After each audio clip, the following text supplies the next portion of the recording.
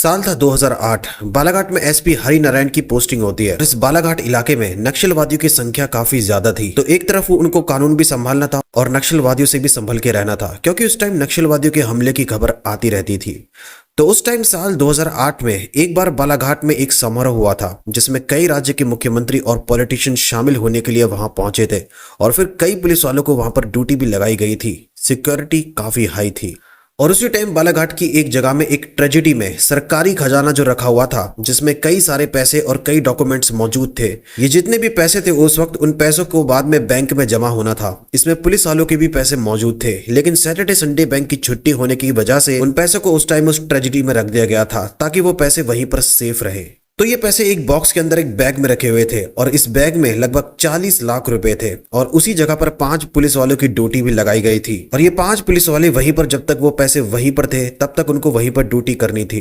तो एक रात ये 5 पुलिस वाले जिस जगह पर वो पैसे रखे हुए थे वहां पर बेहोश पड़े मिलते हैं। कुछ देर तक बेहोश होने के बाद उनमें से एक पुलिस वालों को जल्दी होश आ जाता है और होश आते ही उसे पता चलता है कि बाकी ऑफिसर भी बेहोश पड़े हुए हैं। तो वो काफी डर जाता है और तुरंत इस तिजोरी के अंदर जो बॉक्स था उसको चेक करता है और इस तिजोरी में वो बैग नहीं था जिस बैग में पैसे रखे हुए थे। वो पूरी तरह हैरान और परेशान रह जाता है। कुछ टाइम पहले जो उस बैग में कई सारे पैसे रखे हुए थे वो वहां पर नहीं थे। उसके बाद कई लोगों को पता चलता है और कई सीनियर ऑफिसर को इस घटना की सूचना दी जाती है और पुलिस की टीम मौके पर उस जगह पर पहुंचती है जहां पर पैसे रखे हुए थे। और जब पुलिस की टीम वहां पहुंची तो अभी भी 3 पुलिस वाले वहीं पर बेहोश पड़े हुए थे। एक पुलिस वाला होश में आ चुका था। अब पुलिस की निगरानी में किसी ने उन पैसों की चोरी कर ली थी। अब पुलिस डिपार्टमेंट भी काफी हैरान कि आखिर किस में इतनी हिम्मत है कि उसने सरकारी खजाने को ही चुराने की कोशिश की, जबकि क्रिमिनल को पता होना चाहिए था कि इस क्राइम के लिए उसे बहुत बड़ी सजा मिल सकती है। तो स्टार्टिंग में इस केस की इन्वेस्टिगेशन के दौरान पुलिस को यह लगा कि ये काम कहीं नक्सलवादियों का तो नहीं है, लेकिन जिस जगह पर वो 5 पुलिस वाले बेहोश पड़े हुए थे वहां पर उन पुलिस वालों की AK-47 जो बंदूक थी वो वहीं पर मौजूद थी। तो उस जगह पर AK-47 हथियार का मौजूद होना, इससे अंदाजा हुआ कि ये काम नक्सलवादियों का नहीं है, क्योंकि ये उनके काम करने का तरीका नहीं था। क्योंकि अगर वो लोग उस जगह पर चोरी करते तो सबसे पहले वो हथियार को वहां से जरूर ले जाते, क्योंकि सबसे पहले वो यही काम करते हैं कि जिस जगह जितने भी हथियार होते हैं उनको लेकर वहां से चले जाते हैं। तो पुलिस को अंदाजा हो चुका था कि ये काम नक्सलवादियों का नहीं है बल्कि किसी प्रोफेशनल चोर का है। तो पुलिस को भी कॉन्फिडेंस होता है कि चलो ये काम चोर का है, तो जल्द से जल्द वो चोर तक पहुंच जाएंगे। अब पुलिस की निगरानी में सरकारी खजाने के पैसों की चोरी हो जाना, यह पुलिस डिपार्टमेंट के लिए बहुत ही हैरानी वाली बात थी और इस केस को जल्द से जल्द सॉल्व करने का प्रेशर पुलिस पे था कि वो जल्द से जल्द चोर के ठिकाने का पता लगाए और उन पैसों को वसूल कर सके। होम मिनिस्टर की तरफ से भी ऑर्डर दिया जाता है कि करेक्ट टाइम पर जल्द से जल्द इस केस की इन्वेस्टिगेशन स्टार्ट की जाए। इन्वेस्टिगेशन स्टार्ट होने के बाद सबसे पहले उन 5 पुलिस वालों की हेल्थ जब ठीक होती है तो उनसे पूछताछ की जाती है और फिर वो बताते हैं कि वो 5 लोग जब उस जगह पर तैनात थे तो उस वक्त वहां पर एक शख्स आया था और उसने इन सभी पुलिस वालों को मिठाई दी थी और सब पुलिस वालों ने वो मिठाई खा ली। उसके बाद उनको कुछ भी याद नहीं, क्योंकि वो बेहोश हो गए थे। उनमें से एक पुलिस वाले को डायबिटीज था, तो उसने वो मिठाई ज्यादा नहीं खाई, जिस वजह से वो सही से बेहोश नहीं हो पाया और बाद में वही पुलिस वाला जल्दी होश में आ गया। तो कुछ दिनों की इन्वेस्टिगेशन के बाद पुलिस के लिए ये केस बहुत मुश्किल हो रहा था। स्टार्टिंग में पुलिस को लगा कि वो चोर तक कुछ ही टाइम की इन्वेस्टिगेशन के बाद पहुंच जाएंगे, क्योंकि ऑलरेडी उस डिपार्टमेंट ने कई चोरी के केस को सॉल्व किया था। अब जिस टाइम उस जगह में सरकारी खजाने की चोरी हुई थी, इसी घटना के कुछ ही टाइम के बाद उस जगह से कुछ ही दूरी पर जो होटल है, उस होटल से एक चोरी की घटना पुलिस वालों को बताई जाती है। उस होटल में जब एक मुसाफिर ठहरा हुआ था तो उसके रूम में, जिस वक्त वो रूम में मौजूद नहीं था, कोई शख्स उसके रूम का दरवाजा खोलता है और उस कमरे में रखा हुआ एक बैग को चोरी कर लेता है और वहां से निकल जाता है। तो इस घटना की जो टाइमिंग थी और सरकारी खजाने के चुराने की जो टाइमिंग थी वो उसी दिन सेम टाइमिंग थी, जिस वजह से पुलिस वालों को लगा कि ये वही चोर है जिसने पहले सरकारी खजाने की चोरी की थी और फिर बाद में उसने उस होटल से भी रॉबरी की। तो उस शख्स से पूछताछ की जाती है जो उस वक्त होटल में ठहरा हुआ था और जिसका बैग चोरी कर लिया गया था। पूछताछ के दौरान वो बताता है कि इस बैग में पैसे और उसके कपड़े रखे हुए थे और उसने ये भी बताया कि उस बैग के बगल में एक पॉकेट था, जिस पॉकेट में उसका फोन रखा हुआ था और उस वक्त वो फोन ऑन था। तो फोन भी उस बैग के साथ चला गया। अब पुलिस को लग रहा था कि ये दोनों चोरी की जो घटना है वो एक ही चोर ने की है, लेकिन इस केस में पुलिस को उम्मीद जगती है और पुलिस वो फोन जो उस बैग में था, उस फोन की जो करंट लोकेशन का पता लगाने के लिए उस फोन को सर्विलांस पे लगाया जाता है। सर्विलांस पे लगाने के बाद उस फोन की करंट लोकेशन का पता चलता है, जो कि बालाघाट से नागपुर की तरफ है और बाद में कई टाइम तक उस फोन की लोकेशन ट्रैक होती है। तो उसकी लोकेशन बार बार चेंज होती रहती है और एक टाइम के बाद बड़ी तेजी से उस फोन की लोकेशन चेंज हो रही थी। तो बाद में ये पता चला कि जिस जिस भी शख्स के पास ये फोन है वो शख्स एक ट्रेन में बैठा हुआ है और वो ट्रेन संघमित्रा एक्सप्रेस थी जो कि बेंगलोर से पटना और पटना से बेंगलोर तक जाती थी। तो पुलिस को अंदाजा हो चुका था कि चोर वही है जो उस वक्त ट्रेन में सफर कर रहा है और जो बैग उसने चोरी किया है उसी बैग में वो फोन रखा हुआ है जो उस वक्त चोरी के टाइम ऑन था। उसके बाद जिस शख्स का वो बैग था उससे चोर का हुलिया पूछा जाता है और उसकी मदद से चोर का एक स्केच बनाया जाता है और उस स्केच को कई पुलिस डिपार्टमेंट में भेज दिया जाता है।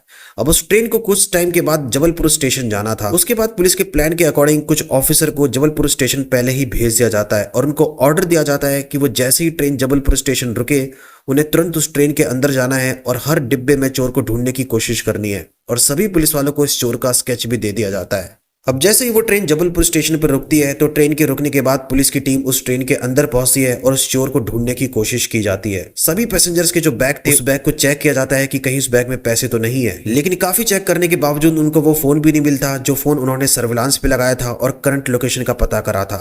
लेकिन इस फोन की लोकेशन अभी भी जबलपुर ही थी, यानी कि वो ट्रेन तो कब की जबलपुर स्टेशन से ही निकल चुकी थी, लेकिन वो जो चोर था वो वहीं पर जबलपुर स्टेशन उतर गया, लेकिन अभी भी पुलिस उसे पकड़ नहीं पाई थी। अब वो चोर जब जबलपुर स्टेशन से बाहर निकला तो उसने पहली बार वो बैग जो उसने चोरी किया था उस बैग को उसने चेक किया और बैग को चेक करते वक्त उस बैग के बगल में जो पॉकेट था उसे वहां से मोबाइल फोन मिला और जो उस वक्त ऑन था। अब चोर को पता था कि फोन को सर्विलांस पे लगा के करंट लोकेशन का पता किया जा सकता है और इतने टाइम से जब वो ट्रेन में मौजूद था तो ये फोन ऑन था। तो उसने फटाफट बैग में से वो मोबाइल निकाला और पत्थर से उसको तोड़कर उस मोबाइल फोन को नाली में फेंक दिया और उसके बाद जो उस फोन से चोर की करंट लोकेशन पता लग रही थी अब वो बंद हो चुकी थी। अब पुलिस को भी इन्फॉर्म किया गया कि वो जबलपुर स्टेशन से उतर चुका है और वहां से निकल चुका है और अब वो शहर में कहां गया ये पता नहीं। तो अब चोर को ढूंढना पुलिस के लिए काफी मुश्किल हो गया, लेकिन फिर भी पुलिस ने इस केस की इन्वेस्टिगेशन तेजी से की। पुलिस ने डिसाइड किया कि उस शहर में जितने भी रेलवे स्टेशन से कुछ दूरी पर जितने होटल हैं उन सब होटल में चेक किया जाएगा। तो पुलिस उन सभी होटल में गई और चेकिंग की गई। कहीं कोई शख्स जिसके हाथ में बैग हो उसने कहीं उन होटल में रूम तो बुक नहीं किया। तो चोर के रेलवे स्टेशन पर उतरने के बाद उसके लगभग 1-2 घंटे के बाद ही सभी होटल को चेक किया गया, लेकिन चोर का पता नहीं चला कि आखिर वो कहां पर है। अब टाइम बहुत ज्यादा बीत रहा था और पुलिस के लिए मुश्किल हो रहा था उसको ढूंढना। पुलिस ने और भी कई होटल में चेकिंग करना शुरू किया कि पिछले 1 घंटे में कितने लोगों ने होटल में रूम बुक किया है। जो अकेला उस होटल में गया हो और उसने रूम बुक किया हो, कोई फैमिली वाला ना हो। तो उन्होंने एक लिस्ट तैयार की कि किस किस ने होटल में अकेले पिछले अभी 1 घंटे में रूम बुक किया हो। उसके बाद कई होटल में जाकर पुलिस ने उन लोगों के पास जो बैग थे उनकी तलाशी ली, लेकिन उस बैग में से पुलिस को कुछ नहीं मिला। लेकिन कुछ टाइम के बाद एक होटल का कर्मचारी पुलिस को इन्फॉर्म करता है कि अभी अभी एक शख्स ने होटल में चेक इन किया है और उसने रूम बुक किया है और उसके हाथ में बैग था। पुलिस की टीम तुरंत उस होटल में जाती है जो उस शख्स ने रूम बुक किया था। उस कमरे में जाकर वो अपने साथ जो बैग लाया था उसकी तलाशी लेती है, लेकिन स्टार्टिंग में उस बैग में पुलिस को पैसे नहीं मिलते जिससे शक किया जा सके कि वही चोर है, चोरी उसी ने की है। लेकिन चेक करते करते उस बैग में पुलिस को एक चीज मिलती है जिससे पुलिस को लगता है कि चोर वही है। उसके बैग में पुलिस को एक चाबी का एक गुच्छा मिलता है जिस गुच्छे में लगभग 150 चाबी थी। अब पुलिस काफी हैरान हो जाती है कि आखिर कोई शख्स इतनी चाबी लेकर शहर में क्यों घूम रहा है। अब पुलिस को लग जाता है कि चोर वही है और इसी से पूछताछ की जाएगी। उसके बाद उसको अरेस्ट किया जाता है और फिर उससे सख्ती से पूछताछ की जाती है कि बालाघाट से सरकारी खजाने की चोरी हुई है और इतनी सारी चाबियां तुम्हारे बैग में क्यों मिली। उसके बाद वो पुलिस को बताता है कि उसने अभी तक इंडिया के अलग अलग शहरों में 200 से ज्यादा चोरियां की है और ये जो उसके बैग में चाबियां थी ये 75 शहर के होटल की चाबी थी जो उसके पास मौजूद थी। और ये चोरी इस तरीके से करता था कि ये सबसे पहले एक होटल में चेक इन करता है, उस होटल में रूम बुक करता है और उससे कुछ देर के बाद वो उस रूम की चाबी लेकर उस होटल से निकल जाता है और फिर उस चाबी की एक डुप्लीकेट चाबी बनवाता है और कुछ दिनों के बाद फिर दोबारा वो उस होटल में जाता है और किसी दूसरे रूम को वो बुक कर लेता है। उसके बाद वो चेक करता है कि पहले वो जिस रूम में रुका था उसकी डुप्लीकेट चाबी ऑलरेडी उसके पास थी। फिर वो पता लगाता है कि उस रूम में लोग मौजूद हैं या नहीं। उसके बाद वो वेट करता और जब उस रूम से कुछ टाइम के लिए लोग बाहर निकल जाते तो उस डुप्लीकेट चाबी से उस रूम को वो अनलॉक करता और रूम में दाखिल हो जाता और वहां से सामान चुराता और उस होटल से निकल जाता। और उसकी जिंदगी होटल और ट्रेन में ही बीतती थी और घर में तो वो बहुत कम रहता था। और उसने अपना जुर्म कबूल कर लिया कि उस वक्त वो बालाघाट के होटल में था और उसी ने उस होटल में एक रूम की डुप्लीकेट चाबी से वो उस रूम में गया और उस रूम से उसने एक बैग को चोरी किया और फिर वो उस होटल से बाहर निकल गया। और उसके बाद वो जबलपुर पहुंच गया, लेकिन सरकारी खजाने की जो चोरी थी वो उसने नहीं की थी। पुलिस ने कई बार उससे सख्ती से पूछताछ की, लेकिन उसका यही कहना था कि उसने उन सरकारी खजाने की चोरी नहीं की, उसने 40 लाख रुपए नहीं चुराए। और फिर बाद में पुलिस को भी अंदाजा हो चुका था कि वो सही बोल रहा है, उसने सरकारी खजाने की चोरी नहीं की। अब पुलिस के लिए बहुत बड़ी कामयाबी थी कि इन्होंने इंडिया के सबसे बड़े चोर, जिसने 200 से ज्यादा चोरियां की, जिसके पास 75 शहर के होटल की चाबी मिली थी और जिसने खुद अपना जुर्म कबूल कर लिया कि उसने किन किन शहरों में चोरी की। लेकिन ये वो चोर नहीं था जिसकी तलाश में पिछले कई दिनों तक पुलिस ने इतनी मेहनत की, जिसने सरकारी खजाने की चोरी करके पुलिस को ही चैलेंज किया था। इसलिए पुलिस मायूस थी। उसके बाद पुलिस दोबारा बालघाट शहर में पहुंचती है और उसके बाद दोबारा इस केस की इन्वेस्टिगेशन स्टार्ट की जाती है। उसके बाद डिसाइड किया जाता है कि जिस जगह रात को ये चोरी हुई थी, उस वक्त उस इलाके में जितने भी फोन नेटवर्क थे उन सभी के डाटा को चेक किया जाता है कि उस वक्त किन लोगों के मोबाइल एक्टिव थे। हजारों फोन नंबर को चेक करते करते पुलिस को 4 नंबर का पता लगता है और ये 4 नंबर वो थे जिस पर पुलिस को शक था, क्योंकि ये वो नंबर थे जिस वक्त ये चोरी की गई थी उस वक्त शहर में जो उनकी एंट्री थी वो सेम थी और चोरी करने के बाद शहर से बाहर निकलने की जो टाइमिंग थी वो भी सेम थी, जिस वजह से पुलिस को लगा कि उनकी ये इन्वेस्टिगेशन में बहुत बड़ी सफलता है और बहुत टाइम के बाद पुलिस को लगता है कि अब वो चोर तक पहुंच जाएंगे।